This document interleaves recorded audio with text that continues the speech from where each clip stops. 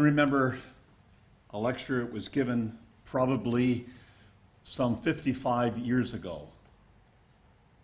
That was the chapter we read, Ezekiel 38. We've been reading it ever since. It's a chapter which has excited more Christadelphians probably than almost any other chapter in the Bible, because it talks about the days in which we live. And I can remember the place. It was in Toronto. It was an old, it was called the Palace Pier. Actually, it was a pier. It was built upon stilts in Lake Ontario. And we used to pack in several hundred people into that gathering. And I remember this brother, an older brother, who could remember back when Israel became a state, and he was still very excited about it, and he wanted everyone to share his excitement. And we always went home from those gatherings, strengthened and encouraged that what was going on in the world was actually foretold in God's Word. There were exciting times, and it's never been anything different. Because although we haven't seen exactly what we were expecting, we have certainly got a lot closer. And so what Granddad was saying to me about the coming of the Lord, and what my dad said to me, what we have said to our children, what our children are saying to our grandchildren, is that the Lord is coming. And in many, many cases, it's because of what that chapter, Ezekiel 38, has had to say. But when we look at a map of Europe and we think about what that chapter has to say, there's a number of things which must happen yet. But this is the reason why we are excited about it, because we happen to live in the days, like the older brother said to me, the days when Israel is back in the land. And Joel chapter 3 verses 1 and 2 says, "Behold, in those days and in that time when I shall bring again the captivity of Judah and Jerusalem, I will also gather all nations, bring them down into the valley of Jehoshaphat, and will plead with them there for my people, for my heritage Israel, whom they have scattered among the nations and parted my land." So it was exciting to think that if God had brought the people back to the land, and in those early days we didn't see that freedom of Jerusalem, but we have seen it since, what the next thing was to gather all the nations. So when we look at a map of Europe and we look at what Ezekiel 38 has to say, we expect these things to be happening. God's working to gather the nations to bring them to Jerusalem, to deal with them there as he has said by his prophets. And in Ezekiel 38 itself, verse 8, where it states either in the King James or in a modern version like the ESV, the same thing. "After many days thou shalt be visited. In the latter years thou shalt come into the land that is brought back from the sword, gathered out of many people, against the mountains of Israel, which have been always waste, but it's brought forth out of the nations, and they shall dwell safely, all of them." So it's that link which makes our study in Europe and Russia so significant, that Israel is back in the land, and we look forward to the time of these events. Whether we will see all of them, we don't know, but certainly we are seeing some of them. And it's not as if it was just left to read a modern version that would say some of the people that we actually see in the world today, because we know our strength in this is in the nations and the divisions that God could see back in Genesis chapter 10. And that's the wonder of the Bible, that things that were written so long ago, it's not centuries, it's millenniums ago, could be fulfilled in our day. A very tremendous privilege to be alive and to see these things. So we've noticed in Genesis 10, the sons of Japheth, Gomer, Magog, Tubal, Meshech, Gomer, Togarmah. All these are nations which are expressed in Ezekiel 38. And that is just falling on deaf ears for people who don't read their Bibles. They don't see the connection. If they knew about Ezekiel 38 and they didn't know about Genesis 10, they wouldn't know who God was speaking about. But we can see it. And when we consult these old maps, we can find out that it's not just Christadelphians saying this, it's people who've studied history and can see that these were the sons of, or this is where the sons of Japheth went. So whether you look at Gomer or Magog, you note the little part on the map at the top here where it talks about the descendants of Gomer occupied probably Germany, France, Spain, and the British Isles. So when we talk about Europe, we're talking about Gomer, we're talking about Magog, we're talking about Togarmah, we're talking about Meshech and Tubal and Rosh. And those are the things which excite us about what we see happening in the world. But it's not just that. Like, if we would miss it if we just saw the record. Because if we ever get into the idea of just watching the news to see what's happening and expecting that all of this will somehow just be pointed out to us in the world and by the media, that's not going to happen. Because you can see in Ezekiel 38 verse 4 that God says, I will turn thee back. So apart from however God does that, by what nation or by what circumstances he does that or has done that, we must note that God says, I will do this. God is bringing these things to come to pass. It's not just watching and seeing, and hopefully history will work out this way. It's because God has said this, distinctly said this on all the records, that he does this. I will bring thee forth, and all thine army, horses and horsemen. If you go to Daniel 2, verse 44, you get the same idea. In the days of these kings shall the God of heaven set up a kingdom. It's not just that this happens, it's that God does it. He will set up a kingdom, and this kingdom will never be destroyed.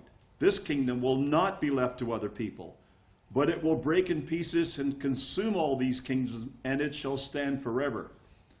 And again, brothers and sisters, it's not as if, you know, there's some vague idea of God out there. It's that we have come to know our God, Yahweh. And we know how often in the scriptures, when God says he's going to do something, he relates it to his name. And that wonderful work that we have inherited from our forefathers who did the work on God manifestation and told us through this book, Phanerosis, the various meanings and titles of deity. So that when God does something, he tells us he will do it, and it's just associated with his name. Yahweh will gather all the nations. Well, Zechariah 14 says, behold, the day of Yahweh cometh, thy spoil shall be divided in the midst of thee.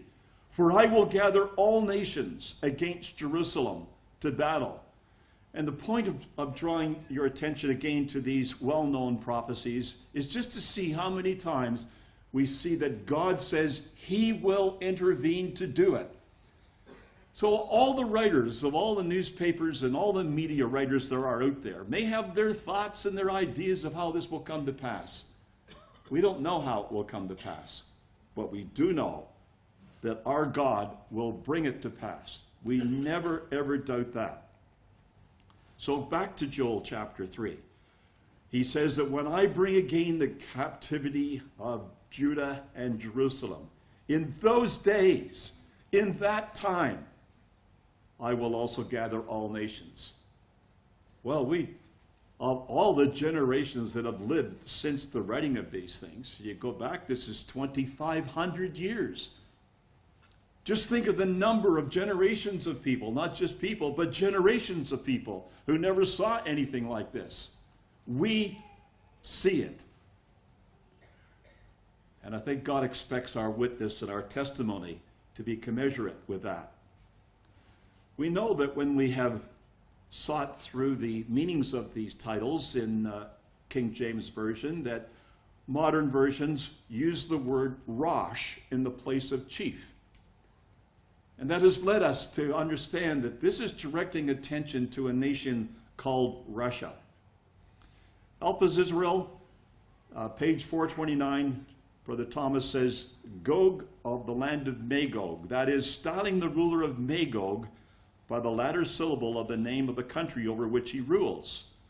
We have seen that Magog is the region extending from the Rus or Russia to the Rhine, comprehending Wallachia, Transylvania, Hungary, and Germany. Of course, the prophecy must be future because the prince of the Rus is the Gog of Magog, and as yet no emperor of Russia has been also emperor of Germany. Now that's interesting, isn't it? Because we could say that today too. We have not yet seen a prince of Russia who was also the emperor of Germany.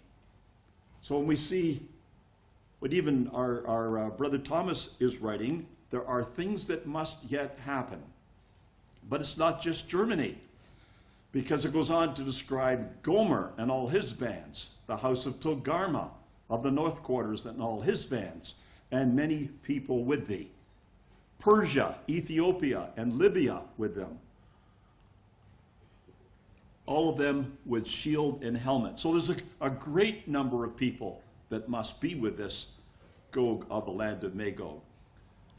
Brother Thomas's paraphrase of Ezekiel 38, verses 2 to 7, said this: Son of man, set thy face against Gog, the emperor of Germany, Hungary, etc., the autocrat of Russia, Muscovy, and Tobolsky, and prophesy against him, and say, Thus saith the Lord God, Behold, I am against thee, O Gog, autocrat of Russia, Muscovy, and Tobolsky.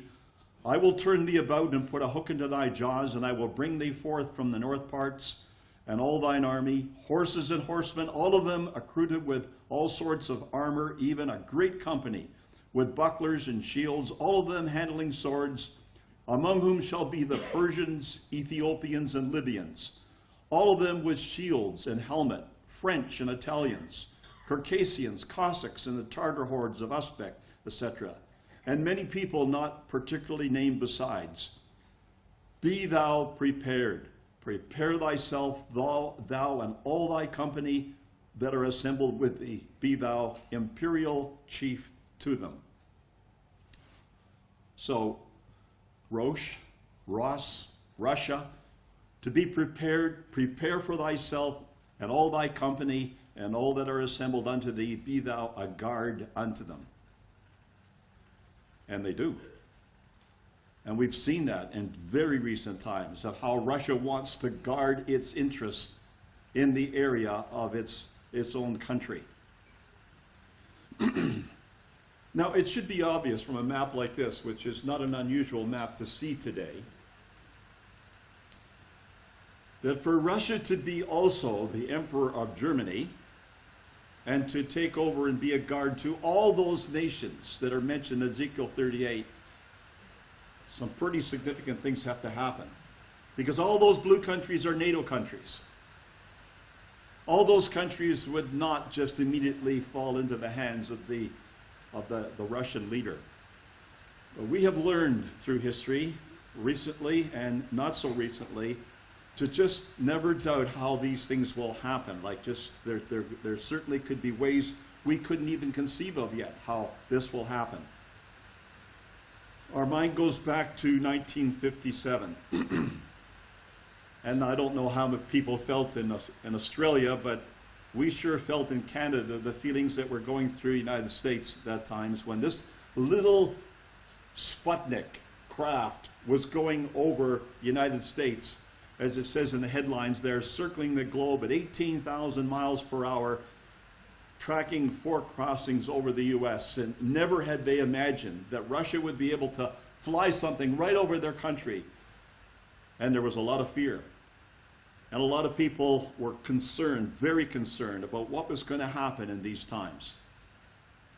You sort of wonder, when people learned about what happens in nuclear war with Nagasaki and Hiroshima, why would you need something that was 100 times greater? And yet bombs were being developed that were huge, able to kill life all over the world many times. It was mad, as they said. It was madness. And for those who knew Revelation 16, the 6th vial, it meant something to the Bible student to see the madness that was going on in the 50s and in the 60s.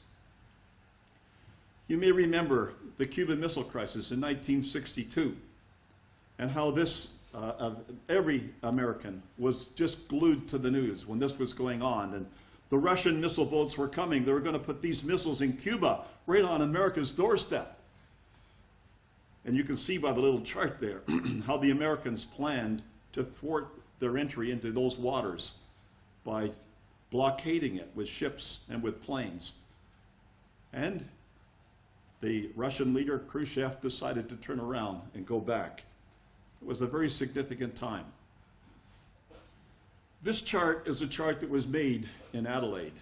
It was a chart that I used myself in the 60s, and I had the greatest pleasure, one of the highlights, I would say the highlight of my life when it came to talking about the truth, because during the 6-day war, I had this chart, and I was in Brisbane, and we were speaking in each of the nights. I can't remember if it was exactly each of the nights, but it was certainly a number of the nights during the 6-day, well, it only lasted 6 days.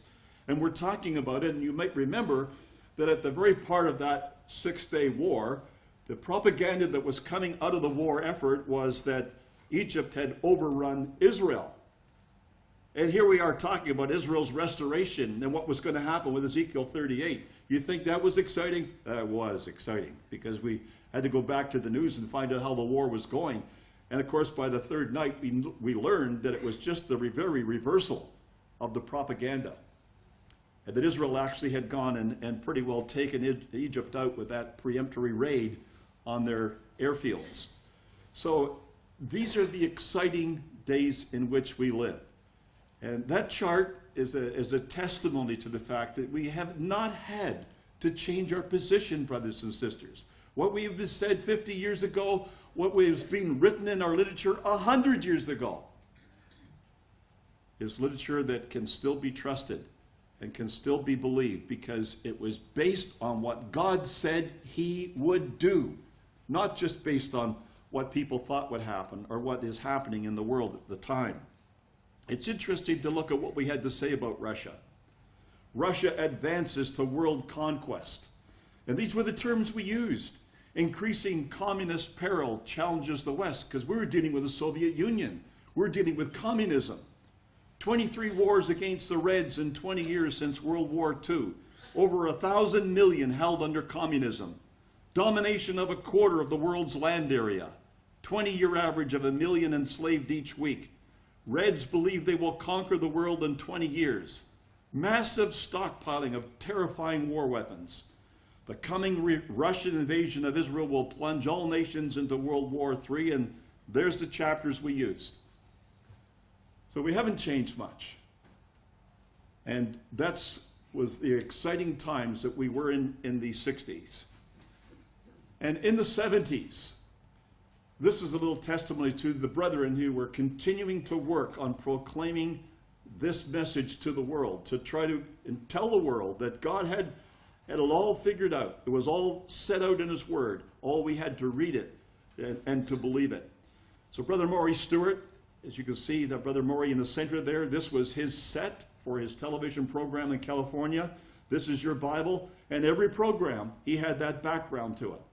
The land of Magog, Rosh, Tubal, etc. That's what excited people and excited us about the Word of God, is what we were able to say.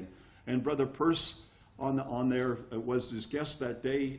He was being interviewed for what he had to say coming from Australia. It's really interesting how people were quite interested to see that we had the same message wherever people came from in the world. And that's never been any different. But then, the Berlin Wall came down.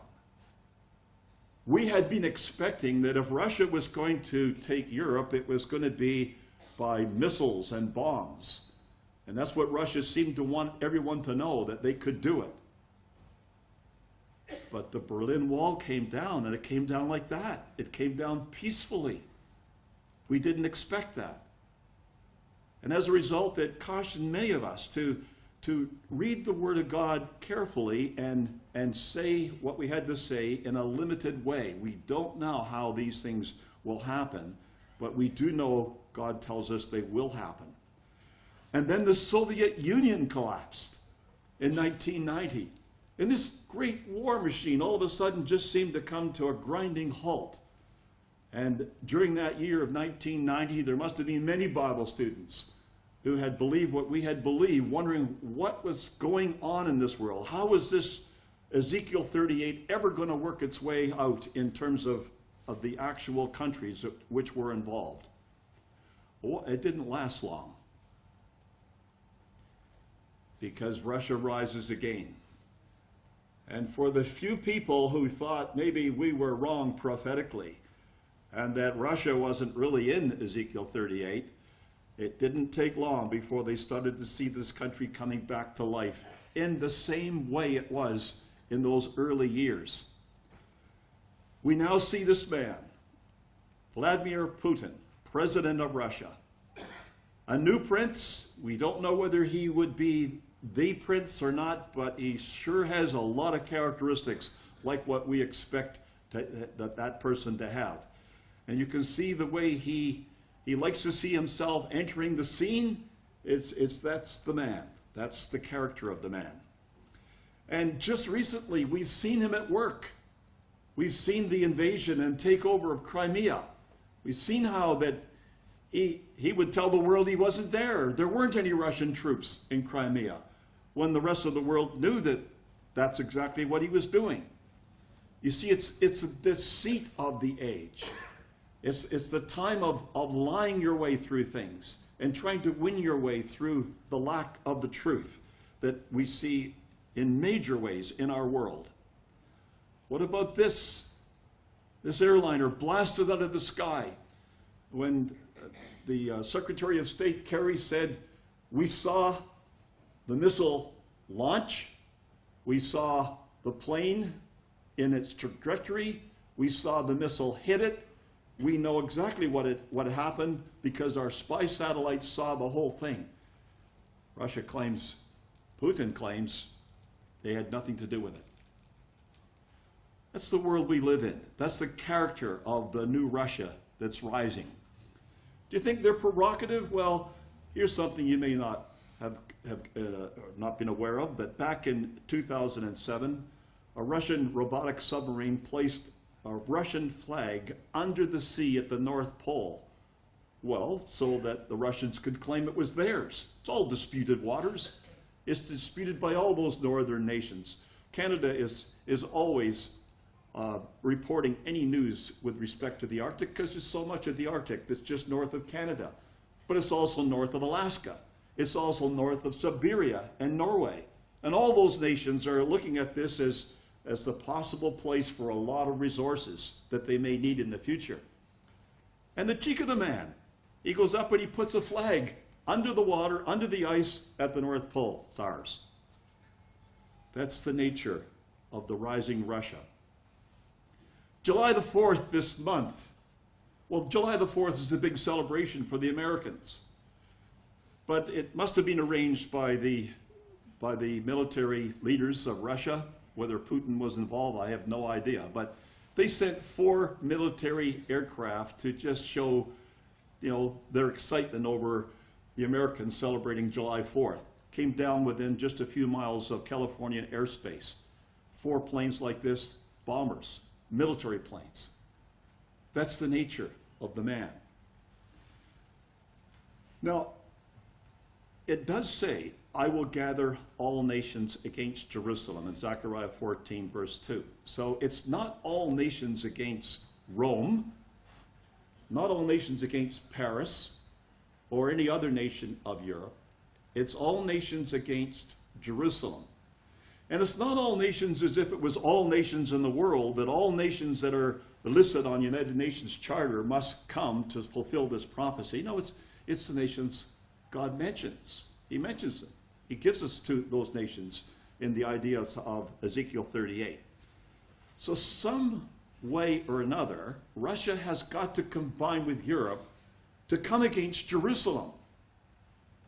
So whatever we might see about Russian planes coming to the shores of other countries or influencing Europe, the real thing to watch for is the nations coming against Jerusalem and how Russia might be working to do that. I know there'd be many people in Australia here who have come to the city of Jerusalem. It's an amazing amazing city to visit, just to walk through the place and to imagine the history from what we've read in the Bible about the place. But it's interesting also to see who are the stakeholders in this city, like who really has interest in this city. Why would the Russians be interested in Jerusalem? Why would Europe be interested in Jerusalem? Why not just leave this to the Middle East or the nations of the Middle East? Well, it's because if you look at the old city, there's a Latin quarter, there's an Arab quarter, there's a Jewish quarter, and there's a Greek quarter. And when you get that in your mind, you start to think, well, what is the Latin quarter? Like, who's interested in that part of the old city? And this Greek quarter, who's interested in that part of the old city? I tell you, when you read those things, you start to see the Bible come alive again. You start to see Daniel 7. You start to see Daniel 8.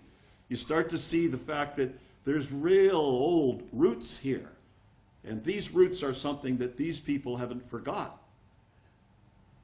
You only have to go and look to the east from Jerusalem toward the Mount of Olives, and you see this building, the Church of Mary Magdalene, which is Russian real estate in Jerusalem. And when you start to see that, yeah, Russia has an interest in Jerusalem, and the Latin quarter, yeah, the nations of Western Europe have an interest in Jerusalem, and yeah, the Greek quarter, the Orthodox Church, the Greek Orthodox Church, they have an interest in Jerusalem. You start to see it. Maybe the news haven't caught up with this yet, but certainly the Bible tells us that the interest is in Jerusalem for what is there and how in history it was put there. So we never saw Khrushchev like this. We never saw Brezhnev like this. Putin's different. You wouldn't see those other leaders with church people, but you see Putin like this all the time. Putin's religious links are really quite interesting. So just a couple quotes from some of the snippets files and other files that we've come to look at and consider. And it says in this, one of the articles in the Forbes magazine, May of this year, when Putin came to power, he shrewdly noted the ROC, now that's the Russian Orthodox Church, the ROC's useful role in boosting nationalism, and the fact that it shared his view of Russia's role in the world and began to work towards strengthening the church's role in Russian society. Early in his presidency, the Russian Duma passed a law returning all church property seized during the Soviet era, which alone made the ROC one of the largest landholders in Russia. Over the past decade and a half, Putin has ordered state-owned energy firms to contribute billions to the rebuilding of thousands of churches destroyed under the Soviets. And many of those rich oligarchs surrounding him are dedicated supporters of the ROC, which have contributed to the growing influence of the church in myriad ways. Now note this, around 25,000 ROC churches have been built or rebuilt since the early 1990s, the vast majority which have been built during Putin's rule, and largely due to his backing and that of those of his close circle of supporters. So this is new. This is the new Russia. This is the new leader who has seen the way in which the church could support the old Russian society could be used in a new Russian society to get him more power and strength than before. Again, this is from a later copy of Forbes. Vladimir Putin and Alexander Dugin. Now Alexander Dugin is an advisor. You might not think that Putin has any advisors. Well, this is one of them. And he has a vision of Holy Russia, which is shared with the Russian Orthodox Church. He sees Russia's mission as being to expand its influence and authority until it dominates the Eurasian landmass by means of a strong, centralized Russian state aligned with the Russian Orthodox Church, championing traditional social values over against the cultural corruption of a libertine West. Now that is really quite a sentence. Because if you've been listening to what this man has been saying, he's been pointing out how weak the West is in championing the original Christian values, as he from time to time points out. And so if this is his vision, that he's going to try to control the Eurasian landmass by means of a strong church associated with him, that's a very different way to bring Russia and Europe together. So you see these edifices that are being built. Beautiful looking things from the artistic point of view or from the architecture. Huge churches that had no place at all in the Soviet era, now being reinstated, reinvigorated. And for those of us who have been around for 20 years or 30 years or 40 years and had looked through the Soviet area, we would never have expected this, that a Russian leader in the presence of the Pope would cross himself, would see some semblance to that because of the Pope himself. No, this is the days in which we live. Look at what it says here. This is a magazine called the Russia Insider, and it was January of this year. You may remember Alexander Solzhenitsyn. He was a man who became famous in getting out of the communist era and has subsequently died. But it says in this article, before his death in 2008, Solzhenitsyn praised Putin and stated that he believed Putin's personal acceptance of Christianity, of the Christian faith, to be genuine. American Ambassador William Burns visited Solzhenitsyn April 2008, shortly prior to his death, and quoted him as stating that under Putin, the nation was rediscovering what it was to be Russian and Christian. And then down a little further it says, well, initially following the Yeltsin pro-American and pro-Western lead in foreign policy, Putin was also aware that Russia was undergoing a radical transition from a decrepit and collapsed communist state to the recovery of some of its older traditions, including a mushrooming, vibrant return to traditional Russian orthodoxy, a faith which he has publicly and personally embraced. So says the press about this man. So it's an interesting thing to follow this. We see him doing the things that were done under the provoking during the Cold War years of the Soviet Union, and yet we see him working towards, having counsel from the Pope and giving counsel to the Pope and working with the Russian Orthodox Church. This opens up new ideas. But it's not the only ones. As you may well know, that when we look at European dependence on Russian energy, you can't help but think that Russia and Europe have to come together. The European continent seems to be relying on Russian energy, and as a result, you can see the pipelines that seem to go everywhere, taking Russian energy, either gas or oil, into various ports as it is, or various cities around the continent. But this last little piece, which we're seeing now, where this pipeline in the south is going to go, it illustrates maybe something new again. We never can be sure. This map changes, and it changes almost from just the times you get the next snippets, which is week to week. But the latest one I saw was this one that showed this pipeline going across the Black Sea, not going into Bulgaria, but going into Turkey, just around Istanbul, going across through Greece, and then going all the way across to Italy.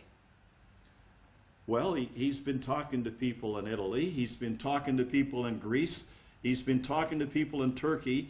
You can see how, the strategy is, one way or another, they are going to bind Europe to Russia. And that's just another way, which seems to be obvious to the eye who's looking at these things. Well, God says in Zephaniah chapter 3, verse 8, wait upon me, saith Yahweh, until the day that I rise to the prey, for my determination is to gather the nations, that I may assemble the kingdoms, to pour upon them mine indignation, even all my fierce anger, for all the earth shall be devoured with the fire of my jealousy. Now it makes you wonder, I'm sure many of you have wondered, how can we appeal to the people of our world about what we know the Bible says, about what we can say has happened according to the Bible's statements about what would happen, and try to interest them into looking at these things again.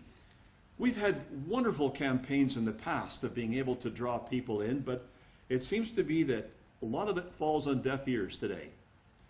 Well, here's one way we've tried in southern Ontario. We used to make charts on the floor of a person's house. If they had a big enough floor, we'd lay the cloth out there, someone would get out with their pencils and pencil it all in, and others would come with their paints and they'd paint it all in. It was a very community sort of idea, and it was certainly good for working together on these things, but it doesn't have to be done that way at all now. It can be done by somebody with a good computer program that will allow you to do that kind of artwork. You send it to the printer and it comes back on vinyl, all stitched up, ready to go, 12 by 8 chart. Now we took this chart. It is 12 feet by 8 feet. And we took it to Gage Park in Hamilton. Now Gage Park is an interesting park. It's about 20 or 30 acres of land down in not exactly the center of Hamilton, but not very far from it. And Gage is the name of the brother who donated it to the city. You go back 100 years or so, it was a Christadelphian who gave that park to the city of Hamilton. Well, probably a good idea. The Christadelphians went back to that park and told people what this man believed.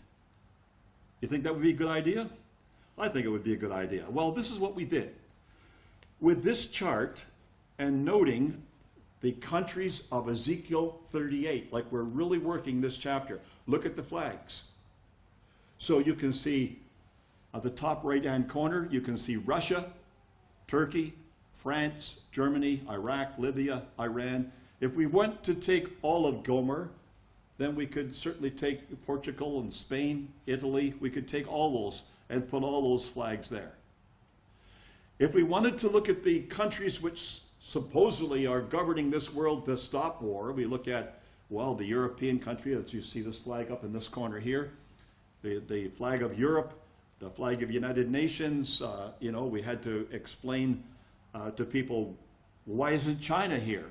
You see, so we used the Chinese flag to explain to them, and the Vatican flag, the part of the Vatican. And then we could, on the other part, on the right-hand side of the chart, you could talk about Israel and Egypt and Jordan together. And then the bottom, you could talk about the nations Saudi Arabia, Canada, Britain, Australia, United States, maybe a few others. They're groups of nations. It all comes out of Ezekiel 38. So what we did was we had this big chart, and we had a flag stand on this side and a flag stand on that side. So we took half of the flags, we put them on that side, half of them on this side. Well, when people started seeing their flag, hey, that's my flag. There's the Polish flag, or there's the French flag, or there's a flag from one of the Middle East countries. And people were attracted. They come close to find out why your flag there. So we took a number of young brethren and just said, your job is to go over there at the appropriate time and take out the flag of Saudi Arabia and put it in the center piece here, and then tell people why you put that flag there. You put that flag there because this country, Saudi Arabia, we would claim, is mentioned in Ezekiel 38. And Ezekiel 38 is telling people what's happening in the world today. It's explaining it. I tell you, we had a lot of people. I can't tell you about what happened afterwards. Like whether people followed up or not, I don't know. But to create the interest, getting out in public, putting the flags out, really had something to say. This chapter is still the current chapter to be talking to people about. And you can bring in the pieces. If people wanted to know a little bit about it, you don't have to worry about having something written out. You just follow what's written on the chart. So you look at these flags. And isn't it just really heartwarming that after 2,500 years, our generation, you and I, the ones that are alive today, can point out these nations in the world today and say, there's something in the Bible about them. And if you want to know, come on over here. We'll tell you about them. And not only that, but you can draw a line between them, and you can say there's two camps there.